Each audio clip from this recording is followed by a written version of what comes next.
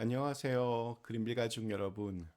오늘 화요일 아침, 모두들 편안히 잘 계시고 있는지 궁금합니다. 이 아이스 스톰 이 기간 동안 이렇게 좀 건강하게, 안전하게 또 이왕이면 이렇게 바쁘고 분주했는데 이 시간이 좀 이렇게 하나님께서 주시는 그런 쉼의 시간이 또 되실 수 있기를 기도합니다. 제가 오늘 아침에 방송하는 것이 아니라 어제 오후에 와서 이렇게 이제 녹화를 지금 하고 있는데, 교회로 와서 보니까 교회 안은 모든 게 다 정상적으로 워킹이 되고 있습니다. 참 감사합니다. 그리고 교회 올 때 보니까 도로도 많이 사정이 좋아졌지만, 이게 무서운 것은 밤에 이게 또 날씨가 추워지면서 그것이 또 얼어붙고, 그래서 아침에는 블랙 아이스라고 해서 이렇게 육안으로 눈으로 보면 멀쩡해 보이지만 사실은 그렇게 그 길이 아주 얇게 이렇게 얼어 있는 길들이 많다고 하니까 각별히 유의하시고, 또 가능하면 집에서 이렇게 계시는 것이 더 좋을 것 같다라는 생각이 듭니다. 네, 함께 같이 오늘 하나님의 말씀 함께 같이 나누면서 오늘 하루도 주님의 은혜 안에 머물게 되기를 간절히 기원합니다. 자, 오늘 저희는 누가복음 17장 우리 31절에서 33절의 말씀으로 함께 오늘 이 아침 시작하도록 하겠습니다. 누가복음 17장 31절에서 33절의 말씀. 그날에 만일 사람이 지붕 위에 있고 그의 세간이 그 집 안에 있으면 그것을 가지러 내려가지 말 것이요 밭에 있는 자도 그와 같이 뒤로 돌이키지 말 것이니라. 롯의 철을 기억하라. 무릇 자기 목숨을 보존하고자 하는 자는 잃을 것이요 잃는 자는 살리리라. 아멘. 네, 우리 그린빌이 하얗게 변했습니다. 그것도 눈이 아니라 이렇게 얼음으로.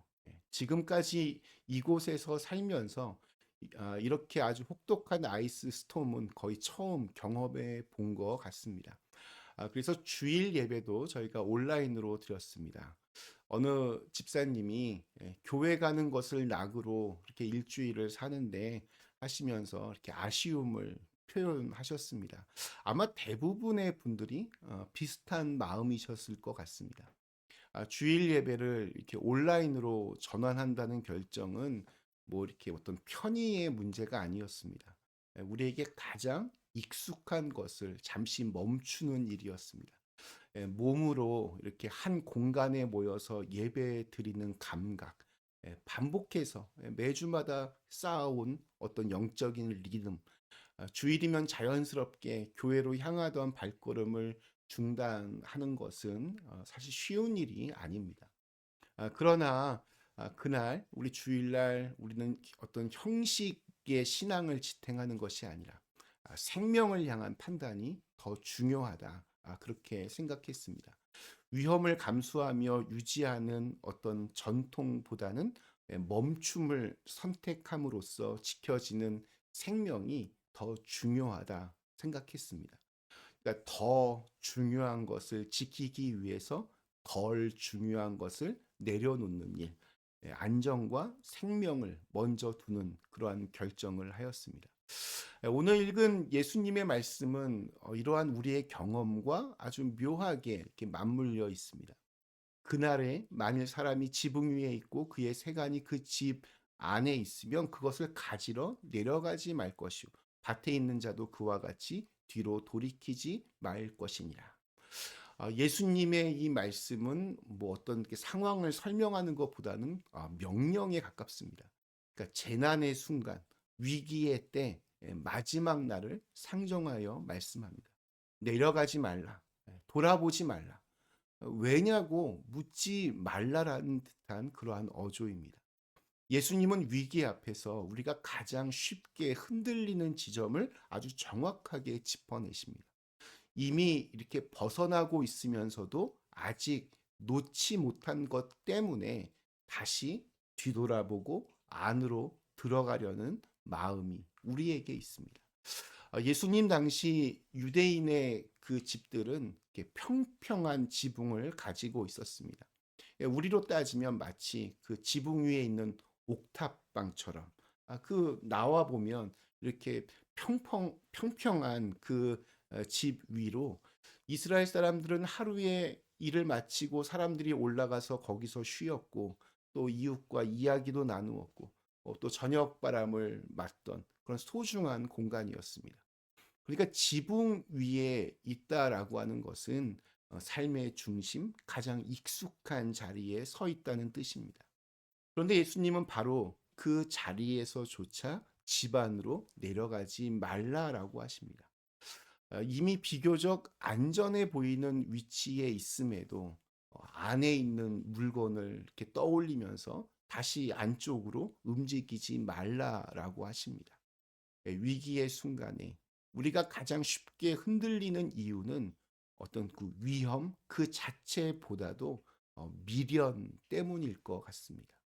밭에 있는 사람도 마찬가지입니다. 밭은 생계의 자리입니다. 오늘의 수고가 내일의 삶을 이어주는 아주 귀한 곳입니다. 그곳에서 일하던 사람에게 뒤로 돌이키지 말라라고 하신 말씀은 단순한 방향 전환의 문제가 아닙니다.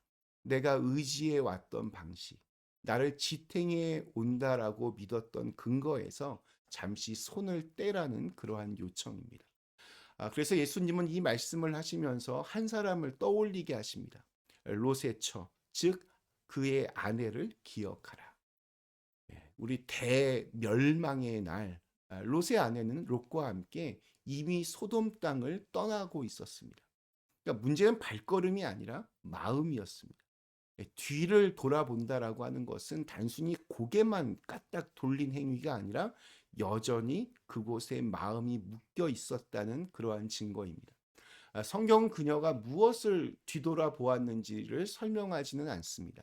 다만 뒤돌아 보았다. 이게 아주 중요합니다. 그녀를 통해서 너무나 익숙한 우리 인간의 모습을 보게 됩니다. 이미 떠나야 한다라는 것을 알면서도 또 이미 그쪽으로 방향을 잡고 가고 있으면서도 마지막으로 한 번만 더 확인하고 싶은 마음, 놓아야 할 것을 알고 있지만 완전히 놓으려고 하는 용기가 나지 않는 마음. 롯의 아내는 뭐 굉장히 악한 사람이라기보다는 우리와 너무 닮은 그러한 사람이었습니다. 그래서 예수님은 이어서 이렇게 정리를 하십니다. 무릇 자기 목숨을 보존하고자 하는 자는 잃을 것이요 잃는 자는 살리리라. 이 말씀은 극단적인 자기 부정을 요구하는 그러한 말씀이 아닙니다. 오히려 삶의 구조에 대한 통찰에 가깝습니다.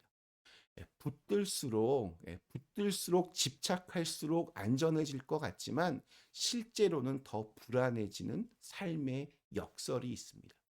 지키기 위해서 애쓸수록 오히려 생명이 좁아지는 경험.